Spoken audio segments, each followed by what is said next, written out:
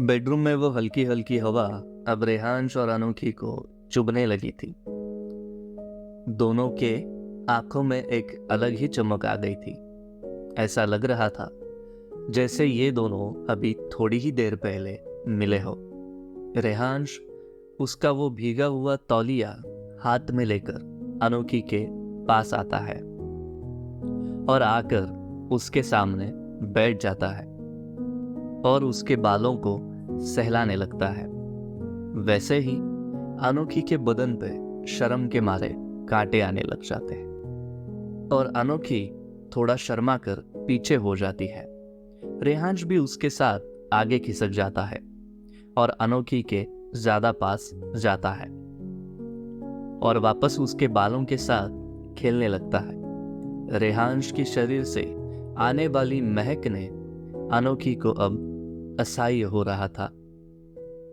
उसकी महक ही कुछ ऐसी थी कि अनोखी को और ज्यादा पसंद आ रही थी।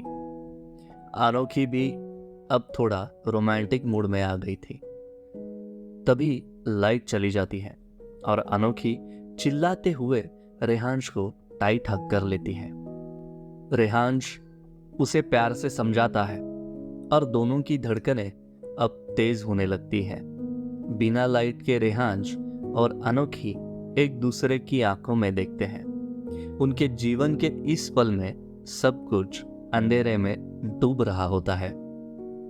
वे आपस में मुस्कुराने लगते हैं और आपसी संबंधों की गहराइयों में डूबने लगते हैं।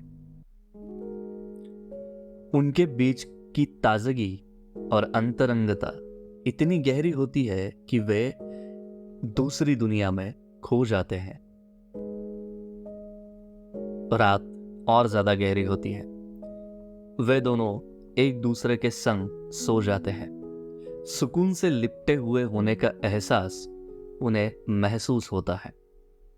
दुनिया के सभी आवाजों और चिंताओं से अलग होकर उनकी प्रेम की कथा अपने आप में रंगीन और अद्वितीय होती है। वे एक दूसरे के साथ सपनों की दुनिया में खो जाते हैं और आदर्श जीवन की दिशा में साथ चलने लगते हैं। उनकी अंतरंग यात्रा का सफर रात के अंधेरे में जारी रहता है। दिन की तलवार जब भी उठती है वे अपनी प्रेम की छांव में बैठे हुए होते हैं। उनकी दृढ़ता और संगठन शक्ति के बीच विकटताएं और दुर्भाग्य जरूर आते हैं, लेकिन उनकी प्रेम की ज्योति अपने रास्ते से हटने नहीं देती। ये कहानी यही समाप्त होती है।